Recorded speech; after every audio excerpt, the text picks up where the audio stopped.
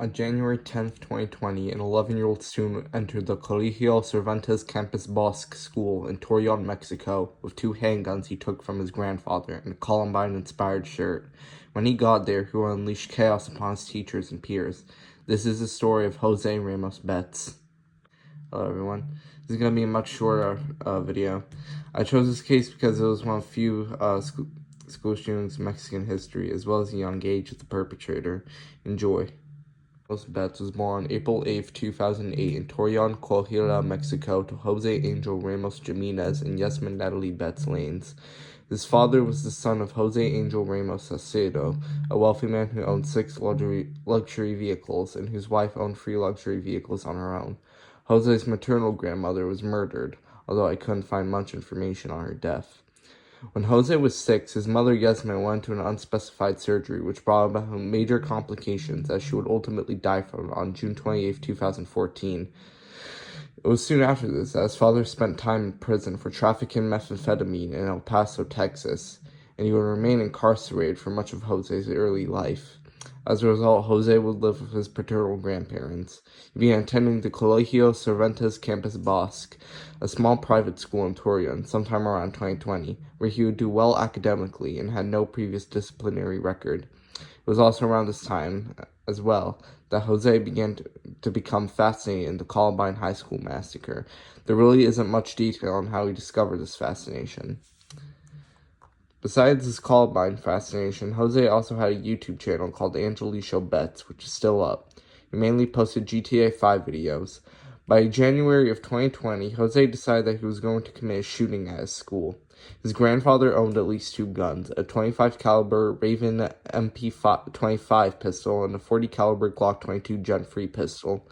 On January 10th, Jose would enact his attack plan. The day of January 10th, 2020, Jose Ramos Betts arrived at school at 8 o'clock in the morning. 20 minutes after coming into class, he asked his teacher, Maria Asaf Medina, if he can go to the bathroom, which she allowed. At the bathroom, Jose began to change clothes and arm his weapons. His teacher began looking for him after she realized that he was taking too long in the bathroom.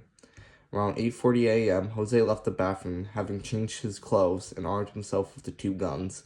It was then Maria Asaf found him and asked him to stop the shooting. Just before Jose opened fire, he said, "Hoy va a ser el día." Today is going to be the day. He began to shoot at a physical education teacher and 5 other classmates. All were non-fatally injured.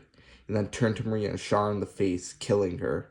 Jose then placed one of his handguns to his face and fired a singular round into his own eye, killing himself. His attack was over.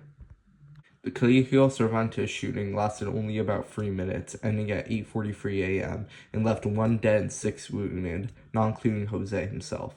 When they heard shots, teachers from other classrooms ordered their students to take shelter. After the shooting, the authorities cordoned off the area and initiated investigations. Mexican President Andrés Manuel López Obrador would react to the shooting by asking for the strengthening of Mexico's Mochila Segura, or Safe Backpack, program. Governor of Coahuila, Miguel Angel Raquel Soles, later said that after the shooting, the Safe Backpack program would be mandatory in all private schools in the state. He also said that Jose committed the shooting due to the video game Natural Selection. Jose's grandfather, Jose Angel Ramos Salcedo, was later charged with homicide by negligence and leaving his guns where a child could access them. He was later investigated for possible money laundering and tax evasion. It was also later revealed that he had been working with Argentine drug lord Mario Roberto Segovia. Jose Angel Ramos Betts has become one of the youngest killers in history.